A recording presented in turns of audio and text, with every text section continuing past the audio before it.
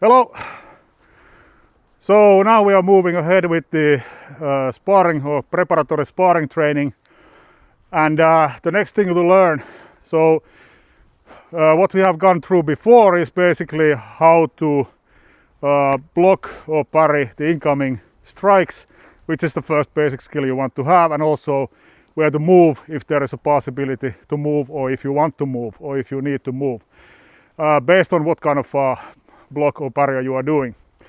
So the next step is then something that how to execute this in a situation when both are striking and both are parrying. So we are moving closer to the sparring now.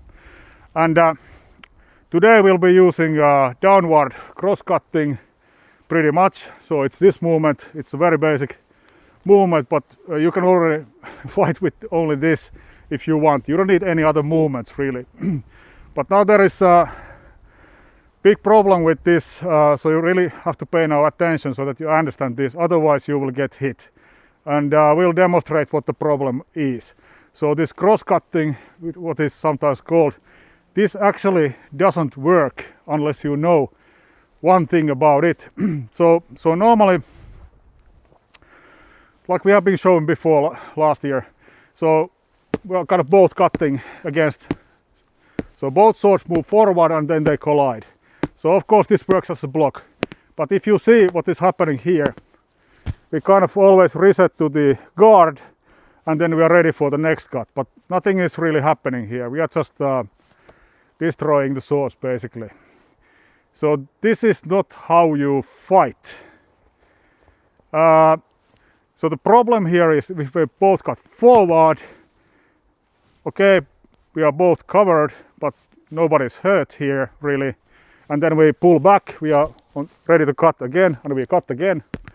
Nothing happens here, and it just repeats. So this is not how you fight. So cross-cutting is using this infinity motion. And what we are doing here, we are doing the infinity motion in front of us. So it looks like this. So the tip of the sword does this infinity or lying figure eight path. And this is the problem because it's now in front of us. So what we have to do is to move that to the side. So my sword was doing this, but now when we are actually fighting, we will be doing the infinity sign here. In this case, it's on my left side. So when we are blocking, we block here, and when we are attacking, we go here. So the sign is here on my left side. It can be also my right hand side. So it's here. So I'm blocking, and now I'm cutting. I'm blocking, and now I'm cutting. So it means that if I show it from the side, so when I cut, I will extend my sword, of course. So cut, but when I block, I will pull my sword backwards. So cutting, blocking, cutting, blocking, cutting, blocking.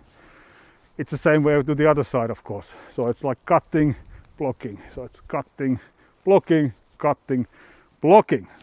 So the blocks are done closer to the body and the attacks are done further away from the body. And you do it by changing this movement to the side, to that side where you need it.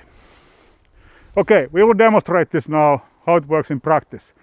So the first thing is to do it in front of us, so everybody's cutting the same. Okay, nothing happens. So of course you are protected and that's already something, but this doesn't help. Because if my opponent now knows how to block closer to the body, so let's do it very slowly. So you will block there. So, and when I pull my sword back, he will hit me. Let's do it again. So, bang. Okay. So basically, I still might get hit, but I'm already hit here.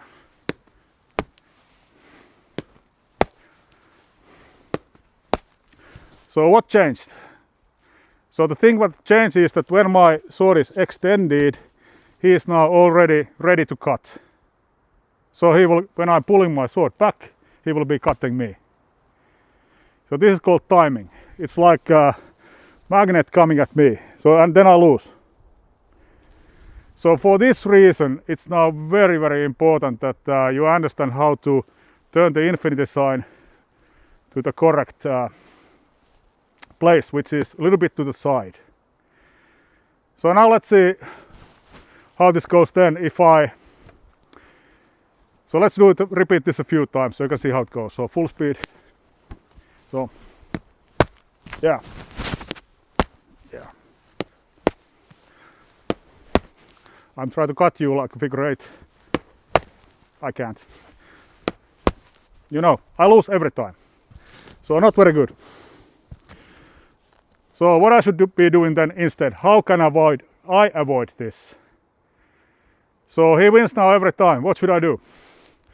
So the thing I should do, so let's do it slowly, stop motion. So here, when I'm been, so he blocked this, I cut through. And now he starts his cut. I will block it here. So let's do a medium speed, like bang, bang. So this, like this.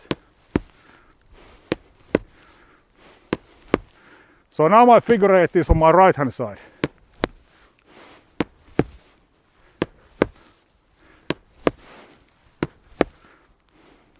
Can you see this?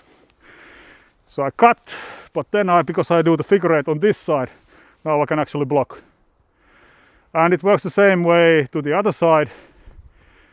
So which way do we want to go? This side. So now he parries there, and then I will block here. So.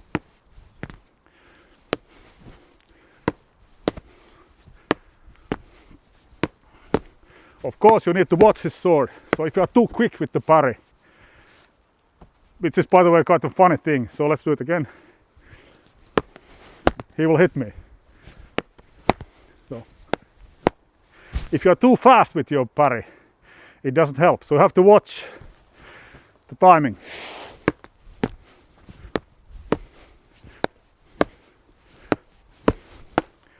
So now you know how it works. So this is the figure eight cutting, so you have to put it to the one side. And quite frankly speaking, I haven't been seen this described anywhere yet much. But this is the key to handling your blocks and cuts if you want to be using this kind of circle-based, Cassani-based arming sword handling. Okay, and of course for the legs, so if we want to be doing the same thing, it works the same way. So if he's cutting my leg, I will parry here closer to my body, for example. So it's always the same thing. So I'm parrying back more or less. So for the legs it's actually a little bit easier. So just like that. And if he then wants to, so let's say he is attacking me to the leg, I'll block it here, then you can go here, but he can parry that. So,